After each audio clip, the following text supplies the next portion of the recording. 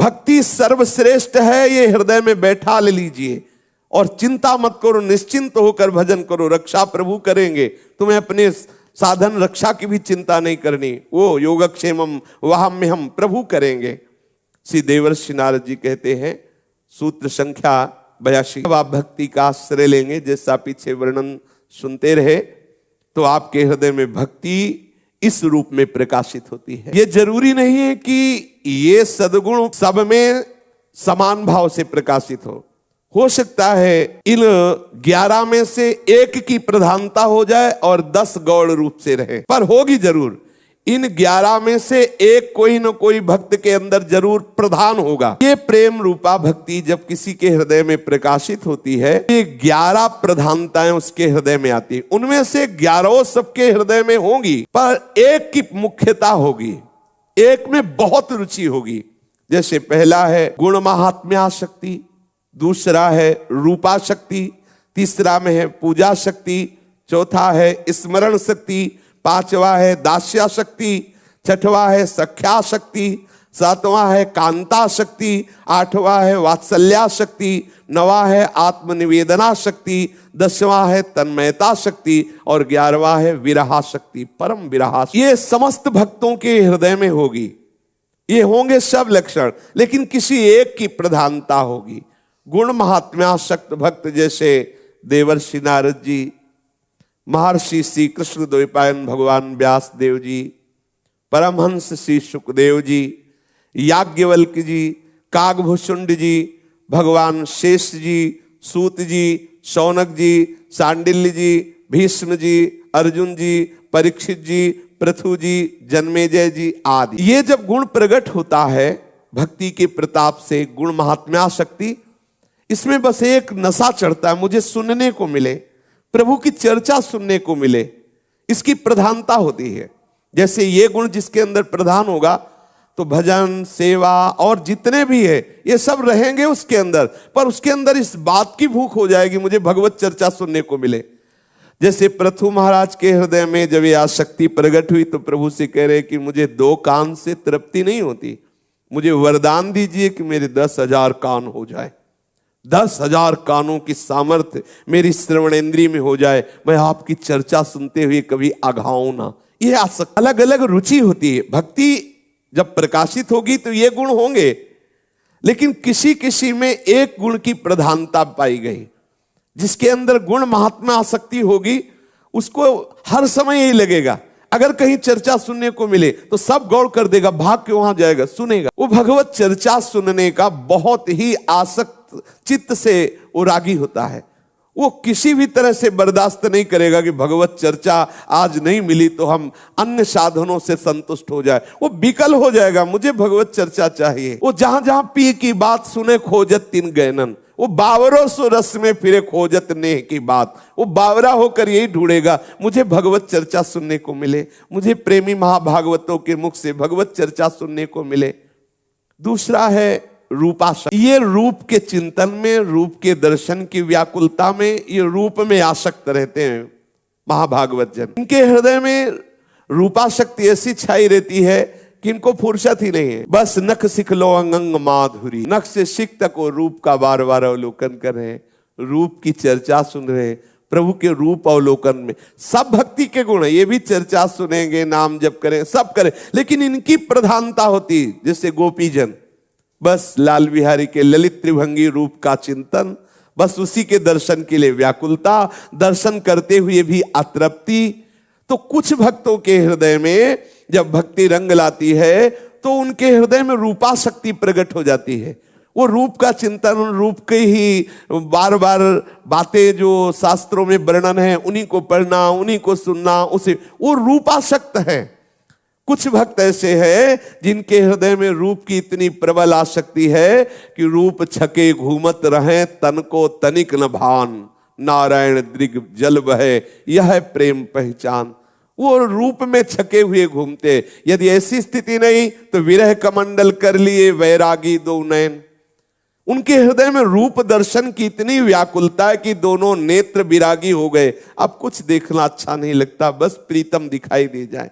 विरह कमंडल कर लिए बैरागी दो नैन, मांगत दरस मधु करी छके रहे दिन रैन। बस एक ही बात मांगते हैं, आओ प्यारे मेरे नेत्र गोचर हो जाओ, एक बार मैं तुमको देख लूं। उनके हृदय में तड़पन होती रूप दर्शन। तीसरे है पूजा शक्त भक्त, इनके हृदय में हर समय विकलता होती सेवा। श्री जी को इस समय श्रृंगार करना है, श्री जी को ये भोग लगाना है, श्री जी को ये कर, उनके चिंतन का विषय सेवा होगी।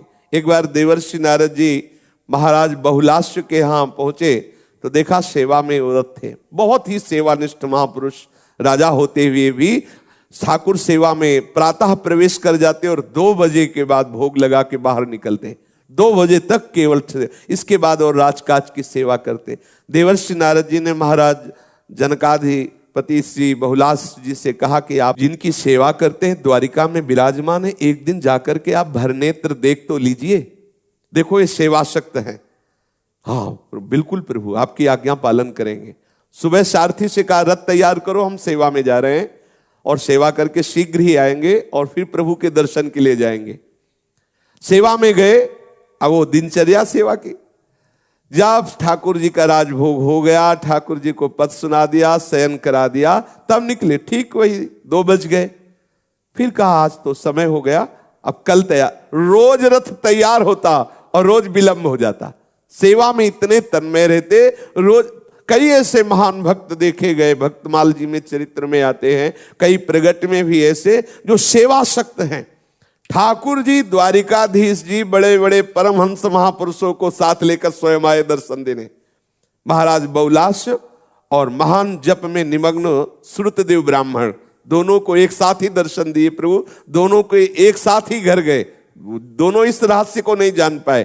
स्वयं प्रभु आए चल करके द्वारिका से और महाराज बहुलाश को नेत्रों का परम सुख प्रदान किया। सेवा सुख, सेवा शक्ति, उनको सेवा का ही विचार रहता है। जैसे श्री जयमल जी श्री प्रिया प्रीतम जी को शयन कराया और अपने महल में जे भी शयन में गए तो विचार किया कि अगर एक ऊंचा महल होता, उसकी ऐसे ऐसे खिड़कियां खुली होती, फिर उसमें प्रिया प्रीतम शयन करते, कितना अच्छा होता निर्माण। ऐसे ऊपरी खंड में ऐसा निर्माण, सुंदर महल की रचना जिसमें प्रिया प्रीतम शयन करेंगे, सुंदर निर्माण करा के, सुंदर शैया, सुंदर सब। अब भावना में मगन प्रिया प्रीतम शयन कर रहे और सीढ़ी लगा के जाना, सीढ़ी हटा लेना कि कोई दूसरा ना जा पाए। एक बार उनकी पत्नी को लगा कि आखिरकार ऐसा क्या है कि केवल यही जाते हैं, ना सेवक को जाने देते हैं, ना कोई किसी से बात कर बताते हैं कि है क्या उस महल में। तो जब वो शयन करा के गए तो सीढ़ी लगा के जब ऊपर गए तो देखा कि गौर श्याम जोड़ी शयन कर रहे। प्रिया प्रीतम तत्काल उतर के आए और जयमल जी को जब पता चला तो उन्होंने कहा तुमने हमारे प्रभु को विक्षेप क्यों दिया, वहां क्यों गई? बोले हमें देखना था कि आखिरकार इस महल में क्या है जो आप एकदम एकांत सेवन करते, कभी बताते नहीं, किसी को जाने नहीं देते। तो जयमल जी ने पूछा आपने क्या देखा? बोले देखा कि श्याम सुंदर के समीप गोरी प्रिया जो शयन किए हुए। ओहो, मेरे प्रिया प्रीतम का आपने दर्शन पाया, बड़े सौभाग्य।